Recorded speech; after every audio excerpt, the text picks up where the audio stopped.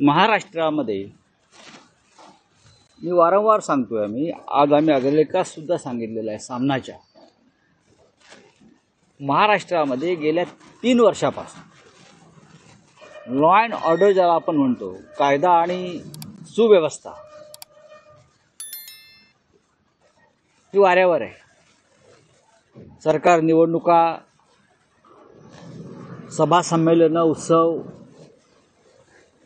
प्रधानमंत्र्यांचं आगत स्वागत, शिबिरं याच्यामध्ये गुंतून पडलंय. त्याच्यामुळे बीडपासून मुंबईपर्यंत, चांद्यापासून बांद्यापर्यंत कुठेही कायदा आणि सुव्यवस्था उरलेली नाही. सैफ अली खानवरती चाकू हल्ला झाला, मोठा कलाकार आहे. काल देशाचे प्रधानमंत्री मुंबईत होते, त्याच्यामुळे सगळी सुरक्षा व्यवस्था तिकडे असणार. प्रधानमंत्री जरी मुंबईत असले तरी या राज्यामध्ये काय चाललंय हा प्रश्न एकदा या राज्याच्या गृहमंत्र्यांनी स्वतःला विचारायला हवा. आम्ही त्यांच्यावरती काही भाष्य केलं की त्यांना यातना होतात, वेदना होतात, पण महाराष्ट्रामध्ये सामान्य जनतेला सुरक्षा नाहीच आहे. रस्त्यावर, घरात, झोपड्यात, चाळीमध्ये कुठेही चोर आणि दरोडेखोर घुसतायत, बँकात घुसतायत. पण आता हे जे कलाकार आहेत, मोठे मोठे, ज्यांच्या घराला बाहेर सिक्युरिटी आहे, त्यांना स्वतःला सुरक्षा व्यवस्था आहे, तिथेही सरळ चोर घुसतात आणि हल्ला करतात. खरं म्हणजे हा नरेंद्र मोदी यांना धक्का आहे, प्रधानमंत्र्यांना. 15 दिवसापूर्वी सैफ अली खान सहकुटुंब मोदींच्या भेटीला गेले होते आणि प्रधानमंत्र्यांनी त्यांच्या कुटुंबाबरोबर 1 तास व्यतीत केला होता. आणि त्यानंतर सैफ अली खानवरती हल्ला झाला. तो चोराने केलाय, कोणी केला, हा पुढला प्रश्न. पण या राज्यामध्ये कोणीही सुरक्षित नाही. महिलांना रस्त्यावर फिरणं मुश्किल झालेलं आहे.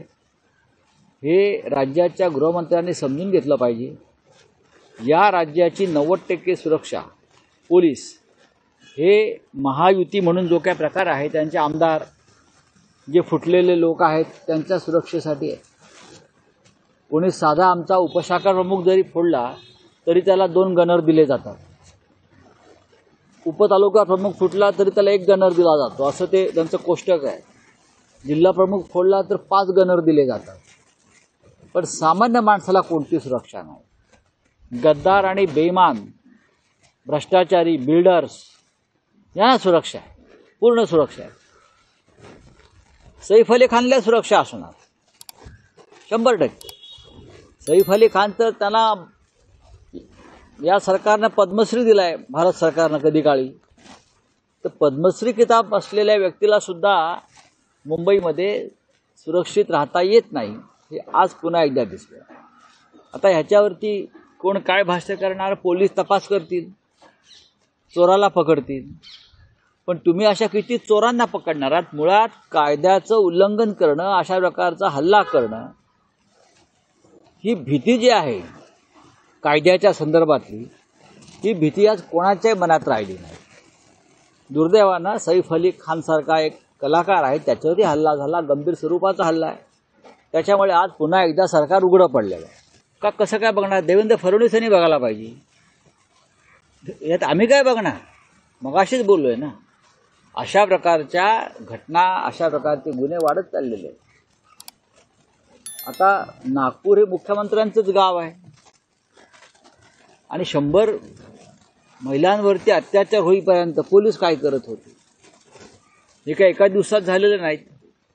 गेल्या 3-4 वर्षापासून स्वतः देवेंद्र फडणवीस राज्याचे गृहमंत्री आहेत, तेव्हा याच्यावर त्यांनी भाष्य केलं पाहिजे. याला संपलं.